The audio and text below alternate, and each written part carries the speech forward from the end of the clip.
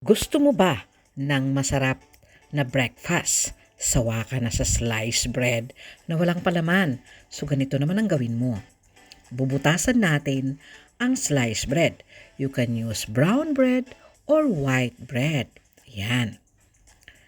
So magpuputas muna tayo. Huwag natin itapon ang tinanggal natin. Okay? Yan na po. Mag-ready tayo ng kawali or frying pan. Maglagay ng konting oil. Konti lang. And then ilagay natin ang ating tinapay.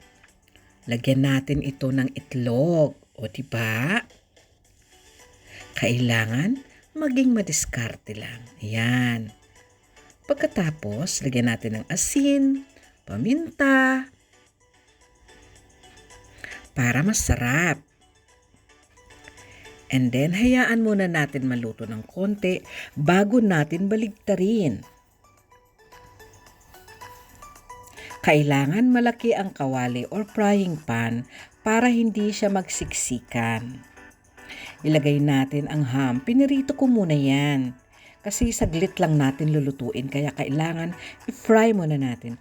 Optional lang po yan kung wala, okay lang. Naglagay din po ako ng cheese, so optional din. Kung walang cheese, okay lang din. Takpan natin ng konti, ng mga ilang segundo. Pagkatapos, dahil meron kaming sobrang shredded cheese, nilagay ko na rin. Okay, ayan. Pinatong ko yung kaparis niya at ibinalik ko yung natirang tinapay kasi sayang. Didikit din yan kapag pinlatin natin. Ganyan lang po kadali.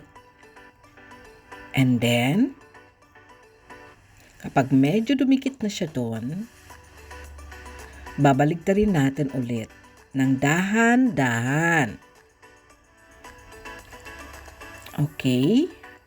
Ayan, ibinalik ko ulit yung tinapay. Sayang kasi itapon. So, ayan lang, balibaligtad lang ng mga ilang beses.